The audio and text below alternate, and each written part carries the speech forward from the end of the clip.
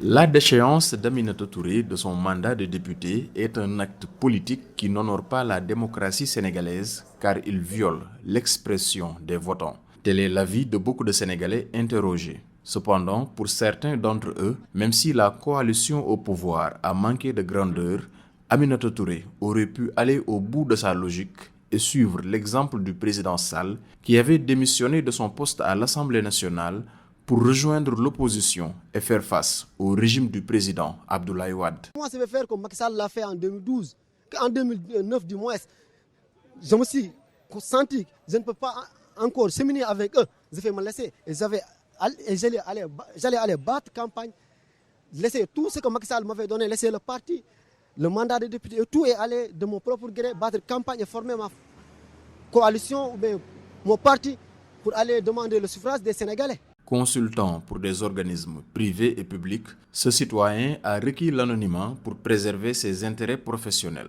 Pour lui, la déchéance du mandat de parlementaire de Aminata Touré, dite Mimi, est une élimination flagrante et inélégante d'un adversaire politique. Une pratique qui va à l'encontre des valeurs de la République et de la démocratie. Elle est élue en tant que députée. C'est le peuple sénégalais qui élit les députés, qui envoie des représentants à l'Assemblée nationale. À partir du moment où c'est le peuple qui choisit ses représentants, il est libre de s'exprimer ou d'avoir des opinions.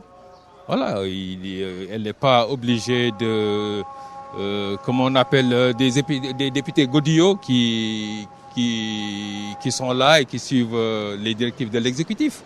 Cet avis est globalement partagé par les Sénégalais que nous avons rencontrés. Le pouvoir ne devait pas avoir cette démarche envers Aminata Touré car elle a tout fait pour leur victoire lors des dernières législatives en étant tête de liste. C'est une vraie battante et tous les Sénégalais savent que Mimi est une dame qui ne se laisse pas faire. Je pense que cette exclusion a un aspect positif car ça va la renforcer en vue des prochaines échéances. Les habitants des zones populaires où elle est affiliée vont certainement lui prêter main forte.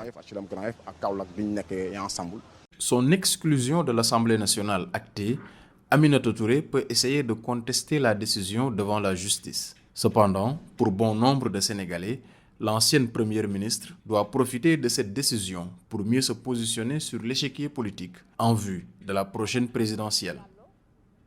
Seydina Bagay pour VOA Afrique, Dakar. Madame Maïmouna Diallo.